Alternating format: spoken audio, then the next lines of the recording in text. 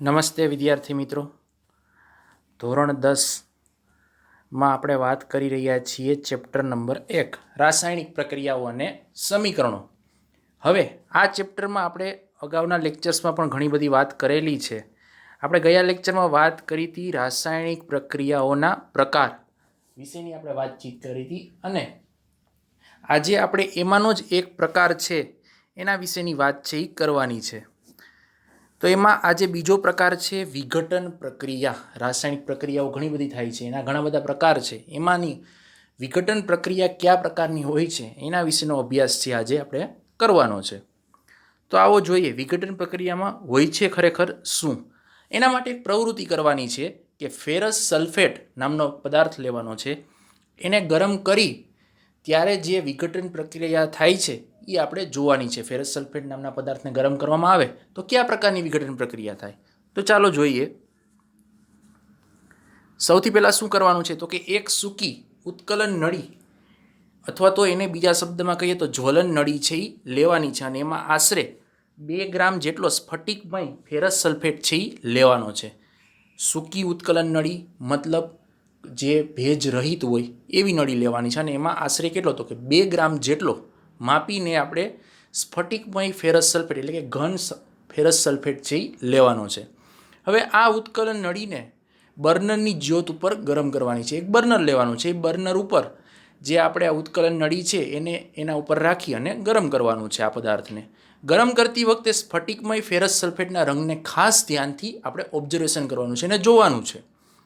ત્યારે જે પ્રક્રિયા થાય છે એ કયા પ્રકારની હોય છે તો એનું અહીંયા સમીકરણ આપેલું છે કે FeSO4 એટલે કે જે આપણે ફેરસ સલ્ફેટ કયા ફોર્મમાં તો કે સોલિડ એટલે કે ઘન સ્ફટિકમય સ્વરૂપમાં જે લીધેલો હતો એને આપણે શું કર્યું તો કે ઉષ્મા આપી, ગરમી આપી. કોના દ્વારા તો કે બર્નર દ્વારા આપી.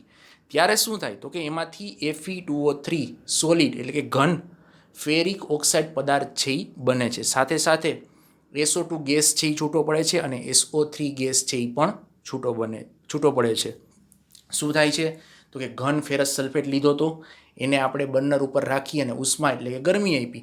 એમાંથી વિઘટન થઈ શું થયું તો કે ફેરિક ઓક્સાઇડ બન્યો. સાથે સાથે શું છૂટું પડ્યું તો કે SO2 ગેસ અને SO3 ગેસ છે એ છૂટો પડ્યો છે. અહીંયા આકૃતિમાં આપેલું છે કે શું કરવાનું છે તો કે આપણે જે ઉત્કલન નળીની વાત કરી હતી એમાં ફેરસ સલ્ફેટ પદાર્થ છે એ એના સ્ફટિકમય સ્વરૂપે આપણે લીધેલ છે.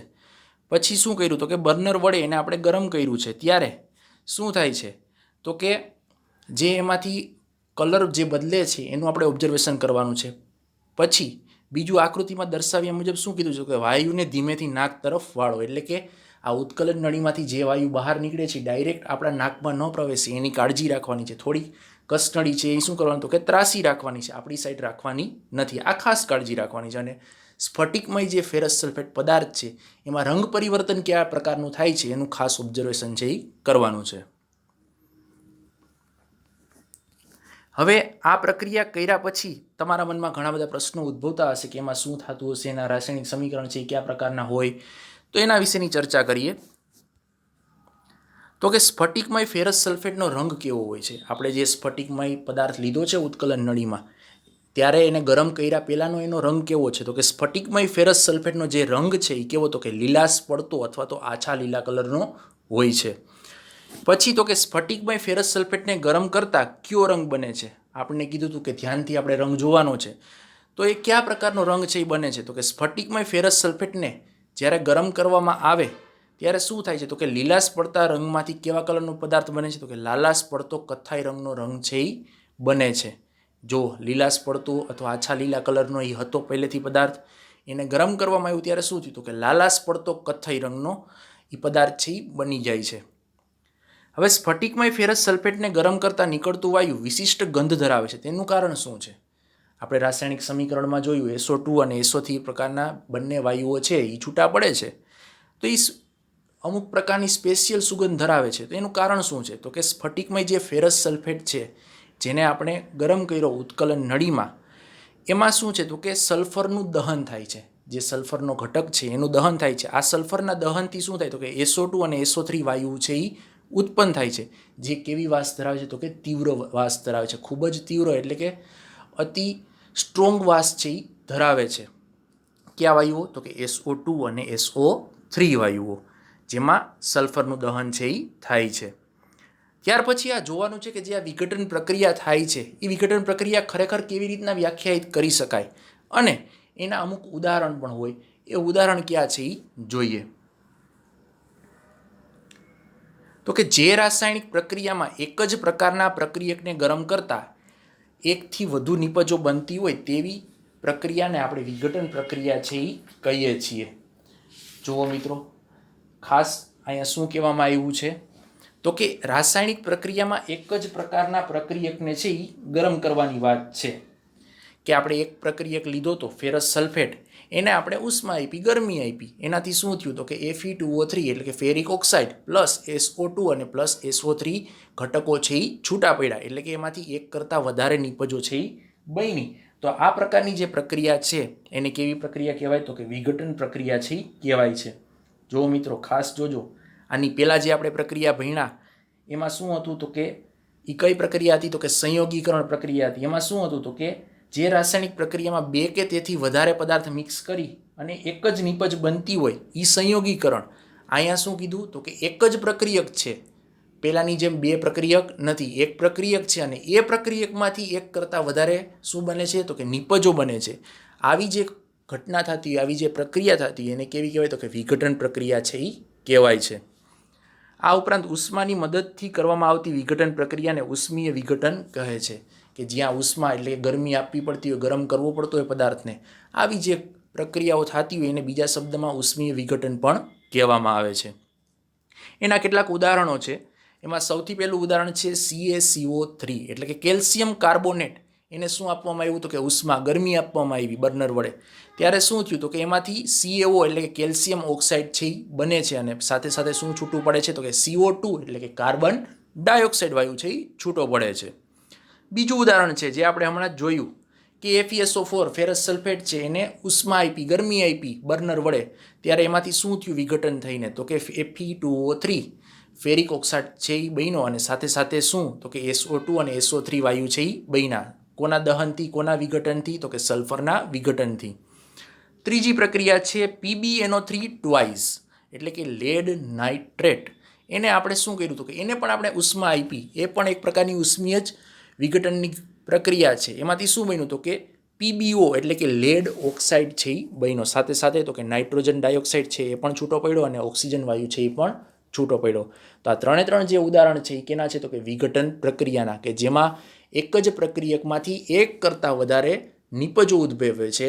આવી પ્રક્રિયાઓને કેવી કહેવાય છે? વિઘટન પ્રક્રિયા કહેવાય છે. અને એમાં ઉષ્મા આપવામાં આવતી હોય તો આવી પ્રક્રિયાઓને ઉષ્મીય વિઘટન કહેવામાં આવે છે. હવે સિમેન્ટ બનાવવામાં કયો પદાર્થ વપરાય છે અને તેની બનાવટ આપો. કે જે આપણે સિમેન્ટ જોઈએ છીએ, ઘર છે, જે કોઈ પણ મોટી મોટી હાઈરાઇઝ બિલ્ડિંગો હોય છે, અથવા તો કોઈ પણ જગ્યાએ જ્યાં આપણે ઇન્ફ્રાસ્ટ્રક્ચર ઊભું કરવું હોય ત્યાં સિમેન્ટ છે ખાસ વપરાય છે. કોઈ પણ લાદી છે એને ફિટ કરવી, એને જોઈન્ટ કરવા માટે, અથવા બે પથ્થર જોઈન્ટ કરવા માટે, ઈંટો જોઈન્ટ કરવા માટે જે સિમેન્ટ વપરાય છે, તો આ સિમેન્ટ છે એ કેમાંથી બને છે અને એનું રાસાયણિક સમીકરણ છે એ શું છે? તો આવો જોઈએ કે સિમેન્ટની બનાવટમાં કેલ્શિયમ ઓક્સાઇડ છે એ વપરાય છે. એની મેઇન પ્રક્રિયા કઈ છે? તો કે CaCO3 જે ચૂનાનો પથ્થર જમીનમાંથી આપણને મળે છે એને ઉષ્મીય વિઘટન કરવામાં આવે તો સૌથી પહેલાં શું બને? તો કે CaO એટલે કે કડી ચૂનો, ક્વિક લાઇમ એને બીજા શબ્દમાં પણ કહેવાય છે, અને સાથે સાથે CO2 એટલે કે કાર્બન ડાયોક્સાઇડ વાયુ છે એ છૂટો પડે છે. આમ સિમેન્ટની બનાવટમાં જે મુખ્ય પદાર્થ છે એ કયો છે? તો કે કેલ્શિયમ ઓક્સાઇડ છે. ત્યારબાદ વાત કરવાની છે લેડ નાઇટ્રેટના વિઘટનની પ્રક્રિયા. આપણે ફેરસ સલ્ફેટનું જોયું, એ પણ એક વિઘટનની પ્રક્રિયા હતી. હવે બીજું આપણે જોવાનું છે લેડ નાઇટ્રેટ. બરાબર, એની વિઘટનની પ્રક્રિયા છે એ કઈ રીતના થાય છે એ આપણે જોઈએ. એક કસનળી આમાં પણ લેવાની છે. શું કરવાનું છે? એમાં પણ 2 ગ્રામ જેટલો લેડ નાઇટ્રેટનો પાવડર છે એ લેવાનો છે. આકૃતિમાં દર્શાવ્યા પ્રમાણે ચીપિયા વડે ઉત્કલન નળીને આપણે હોલ્ડર વડે પકડીને બર્નરની જ્યોત ઉપર ગરમ કરવાની છે. શું ફેરફાર દેખાય છે એ ઓબ્ઝર્વેશન કરવાનું છે. આકૃતિમાં આપેલ છે બર્નર લીધેલું છે, સાથે સાથે ઉત્કલન નળી લીધેલી છે. લેડ નાઇટ્રેટ છે 2 ગ્રામ જેટલો આપણે ઉત્કલન નળીમાં લીધેલો છે. ત્યાર પછી GPO એક છે, અથવા એના બીજા શબ્દમાં કહીએ તો હોલ્ડર, એ લીધેલું છે. એના વડે આપણે કસનળી છે એને પકડી છે, અને એમાંથી જે બહાર વાયુ નીકળે છે એ કયો દર્શાવ્યો છે? NO2 વાયુ દર્શાવ્યો છે. હવે આ કઈ રીતના ઉત્પન્ન થાય છે એ આપણે જોઈએ. એના લગતા કેટલાક પ્રશ્નો છે એ આપણે જોવાના છે. સૌથી પહેલો પ્રશ્ન એ છે કે જે આ લેડ નાઇટ્રેટ છે એને ગરમ કરવામાં આવે ત્યારે ઉત્કલન નળીમાંથી કયા રંગનો વાયુ છે એ બહાર નીકળે છે? આકૃતિમાં કીધું NO2 વાયુ નીકળે છે, પણ એ NO2 વાયુ છે એ કયા પ્રકારના કલરનો છે એ આપણે જોવાનું છે. તો કે લેડ નાઇટ્રેટને ગરમ કરવામાં આવે ત્યારે ઉત્કલન નળીમાંથી કથ્થાઈ, એટલે કે બીજા શબ્દમાં ઇંગ્લિશમાં કહીએ તો બ્રાઉન કલરનો NO2 વાયુ છે એ બહાર નીકળે છે. હવે લેડ નાઇટ્રેટને જ્યારે ગરમ કરવામાં આવે એટલે કે એને ઉષ્મા આપવામાં આવે ત્યારે કયા પ્રકારની વિઘટન પ્રક્રિયા થાય? જોવા અહીં આપેલું છે સમીકરણ કે PbNO3 ટ્વાઇસ કેવા ફોર્મમાં છે? સોલિડ ફોર્મમાં, એટલે કે ઘન ફોર્મમાં છે. એને આપણે શું કર્યું તો કે ઉષ્મા આપી, ગરમી આપી બર્નર વડે. એનાથી શું થયું તો કે PbO એ પણ કેવા ફોર્મમાં? તો કે સોલિડ ફોર્મમાં, ઘન અવસ્થામાં છે. એનાથી શું બન્યું તો કે લેડ ઓક્સાઇડ PbO બન્યું. સાથે સાથે શું બીજું છૂટું પડ્યું, અથવા તો કઈ નિપજ બની? તો કે NO2 નાઇટ્રોજન ડાયોક્સાઇડ વાયુ છે એ આપણને છૂટો પડે છે, અને એ જ કસનળીમાંથી બહાર નીકળે છે. એનો રંગ કેવો છે? તો કે કથ્થાઈ રંગનો છે.